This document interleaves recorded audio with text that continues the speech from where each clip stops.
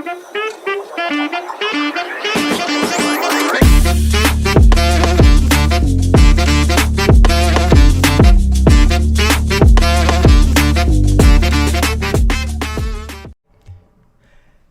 guys, welcome back to another exciting episode of Explicably Inexplicables. I'm Arnav. And I'm Nikhil, and today we're embarking on a global journey to explore a bunch of different startups around the world. So, just by prefacing the beginning of the episode, this episode is going to be structured a little differently. We're going to go through different locations around the world, talk about how, like, the startup culture there, you know, the creative there, how it's different from the other places around the world, and we're just going to go around like that. So, I guess our first stop on this startup journey is Silicon Valley, California. So, Nikhil, what makes Silicon Valley such a hub for startups? Well, I think there's definitely a multitude of reasons for that. I think probably the one that people would guess the most is obviously just the education in that area, right? There's obviously top universities like Stanford, UC Berkeley, UCLA, and even, those are also UC Berkeley, UCLA, USC are all state schools, right? And Stanford is a private school. Just a lot of different educational opportunities, which fosters innovation and critical thinking skills, right? And secondly, the access to venture capital is truly unparalleled, right? With firms like Sequoia Capital and Andreessen Horowitz, driving investments, right? And even just, I think for me, if you've ever been there in that area, there's a sheer, genuine, there's so many people, there's so much population. And with that, there's so many opportunities, right? So many companies that can invest in your company or whatever it is, right? Mm-hmm. And there's a support system, right? Because there are a lot of successful people that live there. Exactly. So if you ever need advice or something, you can ask someone. And so I think, with that, there is a culture of risk-taking and failure tolerance, right? So it's something that encourages entrepreneurs to keep dreaming big, right? Even if they fail. Yeah, I think that's really important. Once you have an environment where everyone is like-minded and everyone has the same motive and initiative, you end up steering towards that way. Like they say, if you're in a room full of like-minded people, you become one of those like-minded people. If you're in a room full of millionaires, you end up becoming a millionaire, right? And so just like that, having that environment of everyone having the same motive, the same goal drives startup culture, right? Especially when all these people fresh out of college, fresh out of Stanford, have these great ideas for startups, and when they live in an environment when everyone is building a startup, they feel motivated to do the same thing. And I think that's what drives innovation in Silicon Valley. For sure, yeah. Even beyond that, there's several other cities and locations throughout the world that are similar to Silicon Valley in success. And I think one that's not really talked about a lot is Israel, right? Mm-hmm. The Israeli startup scene is truly thriving. And so what's kind of the secret sauce there, Arnav? Yeah, so I guess, first of all, I just want to preface by saying Israel being a startup culture is not very common. It's not very common knowledge to most of our viewers. But after some thorough research, we found out that it actually has such success in startup culture just because of its strong emphasis on technology and innovation. And I think the military plays a huge role in that, right? As most of us know, is something that people do know, is there is a lot of military stationed in Israel because of the Palestinian conflict, and that actually plays a significant role in nurturing tech talent through Unit 8200, which is akin to the NSA in the U.S. government support, through programs like YASMA, which has also been very pivotal in attracting venture capital and fostering entrepreneurship. Definitely. Yeah, no, that's something I didn't know either until, we started researching about that. Yeah. Something that's a little bit more commonly known is, Europe, right? We all know Europe as, especially Western Europe, as a very developed country in the world, right? Sorry, not country, continent. And so, Berlin, Germany has gained, especially, right, a strong prominence for a startup hub, right? And so I think, right, as far as that comparing to Silicon Valley, it's actually pretty comparable, right? I think Berlin's startup scene has grown significantly thanks to lower cost of living, especially compared to Silicon Valley, right, which is very expensive. I think it's a melting pot of creativity, right? It attracts talents from all over Europe, right? Because obviously those European states are very close together in terms of proximity. They're all pretty small states in terms of size. And so government programs exist, and Berlin Partner offers support. Yeah, I think the main difference, though, between Silicon Valley and this, Berlin and Germany is the access to venture capitalists and the resources, because Silicon Valley is known as the culture of a startup, and it's known for that enterprise, for all these new companies trying to grow and establish themselves in this world.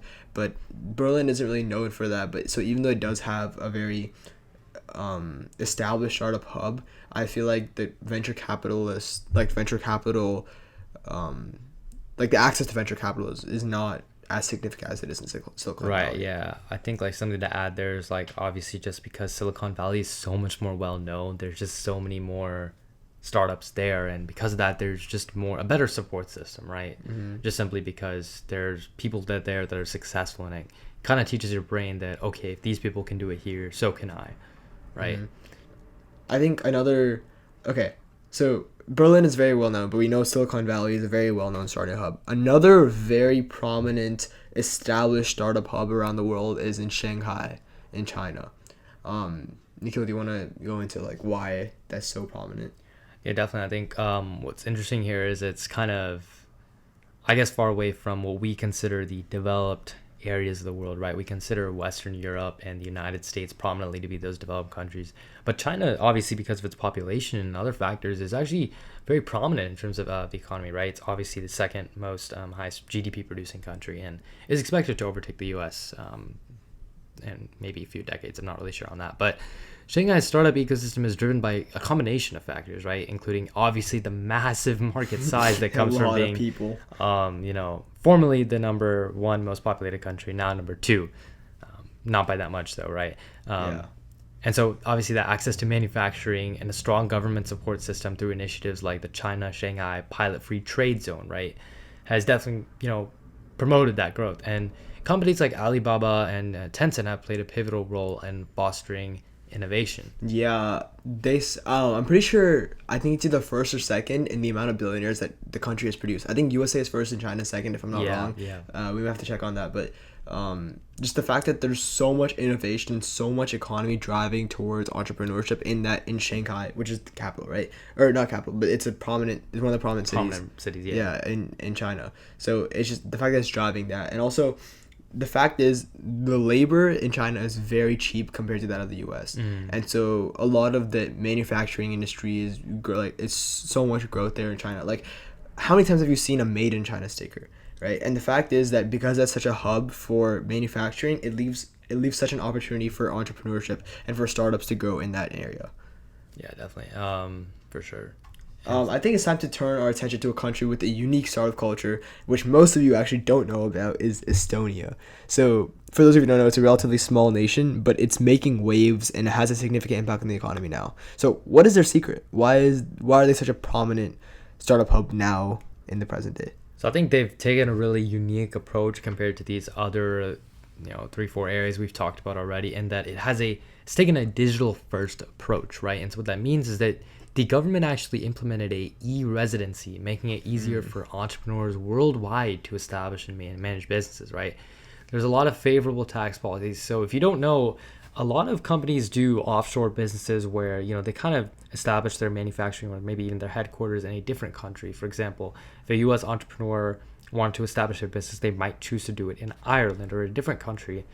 Because of their, lessened tax policies, right? Because obviously the U.S. is going to tax you a lot more than some of those other countries. And so those favorable tax policies is definitely something that makes Estonia a great place to start a business.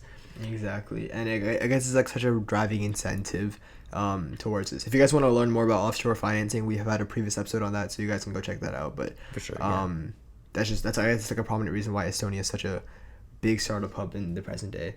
And I think it's an interesting example of how such a small country is thinking globally in terms of the economy and how that's affected the entrepreneur hub in that area. But I think it's time to discuss maybe a larger country like India, right? It's home to a bustling startup ecosystem with cities like Bangalore at the forefront. So what is driving their growth? Yeah, so definitely, obviously, I think one big thing is the increase in the market. Obviously, it has overtaken China in the population, and so that's definitely something that has contributed to its success. And the access to capital has also improved significantly, right? With venture capitalists now showing more increased interest in the Indian market. Companies like Flipkart and Paytm have it, which is obviously similar to the US's PayPal system, right? Has achieved kind of international recognition. And another thing is in India, it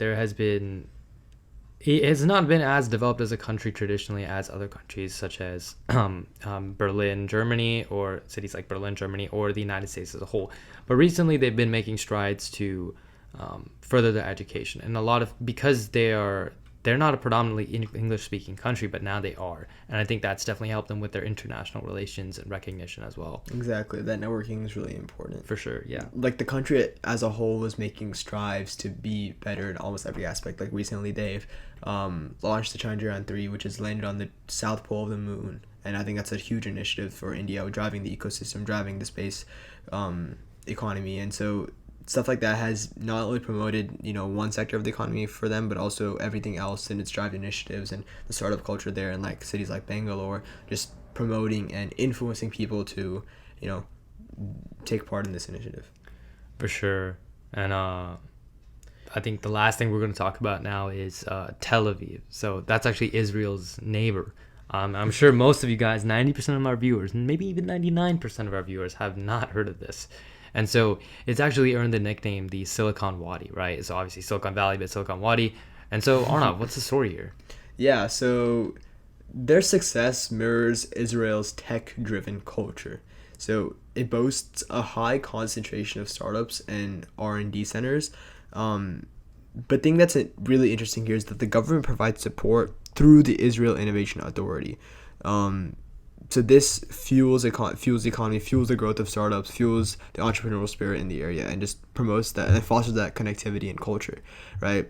I think what also helps, like, and it's an important point, is it has a very strong connection with the United States.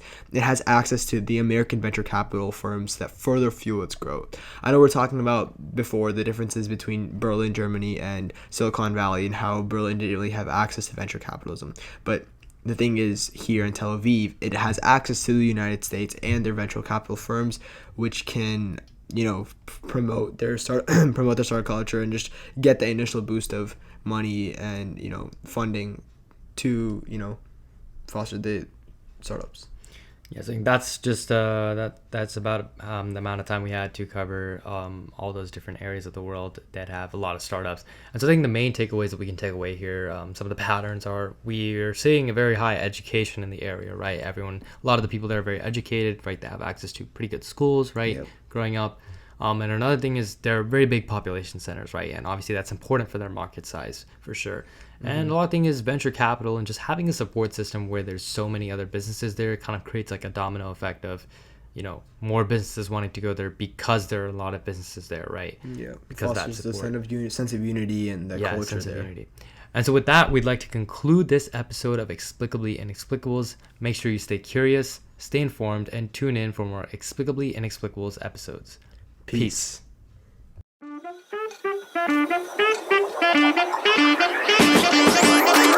Peace.